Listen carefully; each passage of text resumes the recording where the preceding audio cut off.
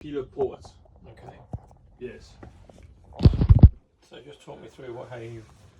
Copy. So, my proposed date for this passage was the 29th of November. Distance is roughly 75 nautical miles. Average speed of 15 knots, and that should get us in plus minus around 5 hours. My draft is 1.5 meters. My clearance, ideal clearance that I'd like to maintain at all times, is 1 meter. Number of passengers, 3 people.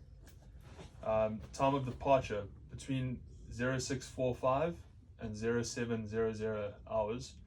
That would be 3 hours before high water.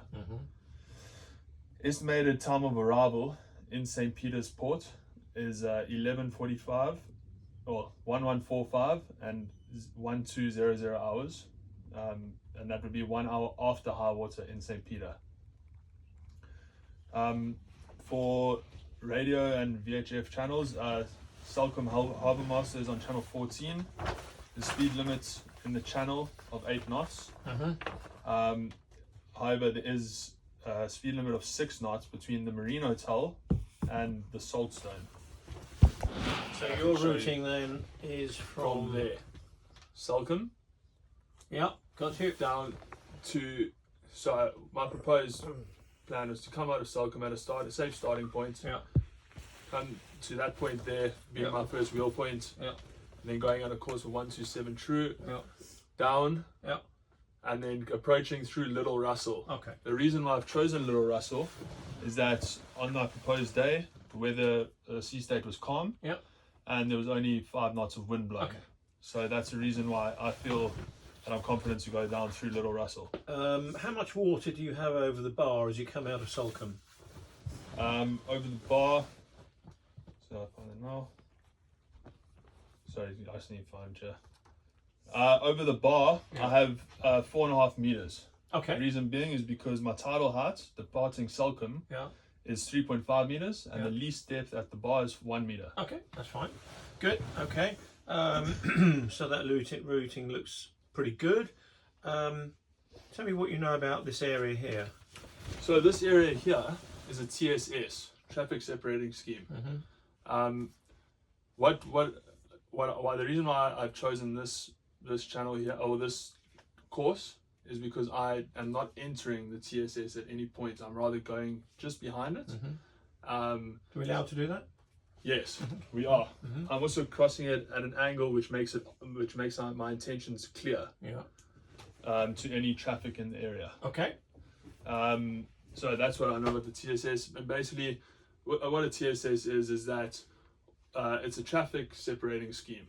So all vessels traveling in that direction need to keep to this side of to the starboard side of the TSS. Yep. Vessels traveling in a southerly direction Okay. need to keep to that side. What do the rules say about crossing the TSS? You need to cross it at an acute angle, as much of a acute angle as possible. What does that mean? A 90-degree angle. Okay. So if you've got 3 knots of tide setting you down to the west, let's say, would you counteract that tide, or would you allow the tide to set you down? On this course? No, if you were going through the middle of the TSS. So you're coming in from over here. Yes. You've got 3 knots of tide setting you down there.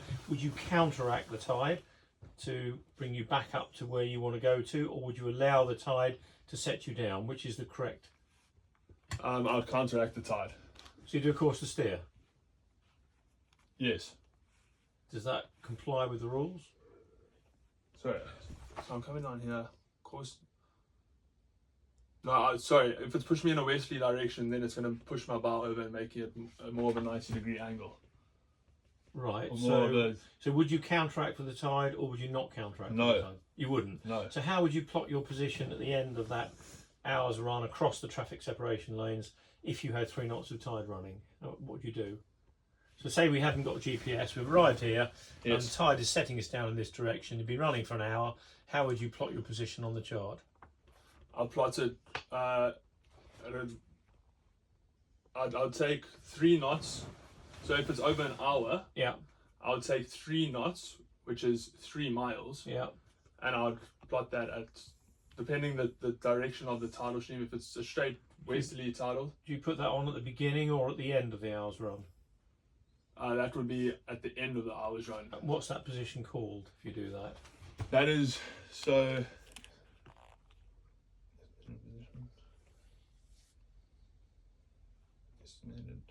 Your estimated position. Estimated position. Yes, Okay, that's sorry. fine. What do the rules say about other things you can and cannot do in the separation schemes? Things you can and cannot do in a traffic separation scheme. Yeah, what can't you do? What mustn't you do? So you cannot enter the oncoming traffic. No, good. Yeah.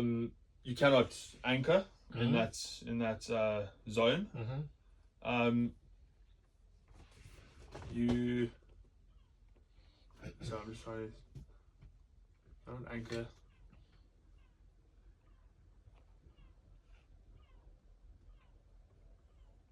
Yeah, and vessels under 25 meters in length should keep out of the traffic separation scheme.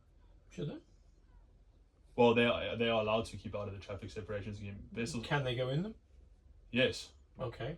So, if you're in the inshore zones here, what Yes. size vessel is permitted to use the inshore zone?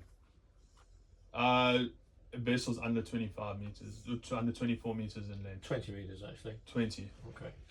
All right, that's fine. So we can't stop. We can't go the wrong direction. How would you join the traffic separation lanes? At an angle Yeah. whereby you don't impede on any other traffic. Okay. So it'd be joining at an angle. Just for one example, if this is 30 degrees, then you'd want to enter at A soft an angle. Yeah, Okay. a very soft angle. All right, that's fine. That's good. But if you're crossing, most obvious as possible. Okay, so let's make an assumption now that we've got to about here, Okay. and you've lost an engine. What would you do? Okay, if I've lost an engine at this point, because I'm not even halfway across to my intended destination, I would turn the vessel around and go back into my port. Would you be able to get back in? No, I would have to anchor outside because How much? When can we get back into the port? at the next high water, which I'll have to refer to in the almanac, Okay, are we on springs or neap tides? I'll have to refer to in the almanac. Okay, let's have a look then. Copy. What page is it? Actually, I got it on my phone. I've got the Yeah, photo. fine, yeah, do that, yeah.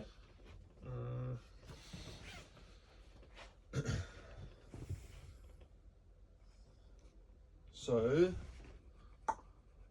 no. Plymouth.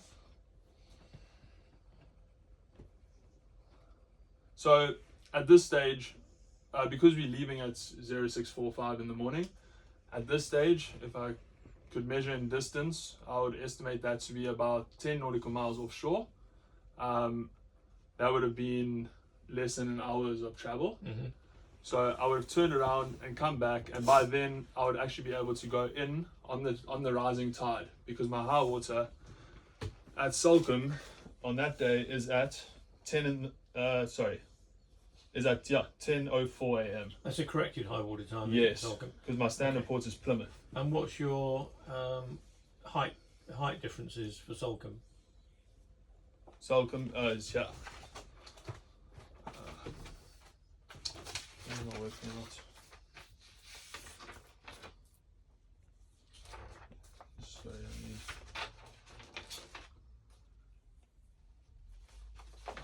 Where's the page?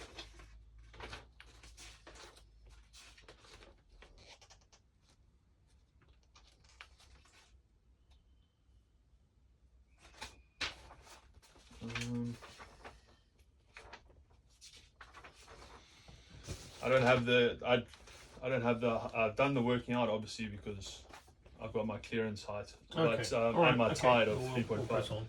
I can So work it out, what though. would you do if you now got to, say, this position here that Yes. you broke down? This position here, Yeah, what would you do then? I would continue my passage Good. down. However, with only one engine, I would not feel comfortable coming down Little Russell. Yeah. well, in the current sea conditions, I would be, but I would rather extend my trip and come through Big Russell where there's more fine. space. Yeah, that's fine. Okay, that's good. Tell me what you know about this boy here. So that is a special marker. Yeah. It's flashing yellow every 5 seconds. And what else does it say on it? Raycon T. What does that mean?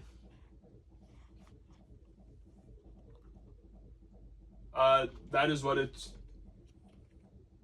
That is the code that it shows on the radar. How does it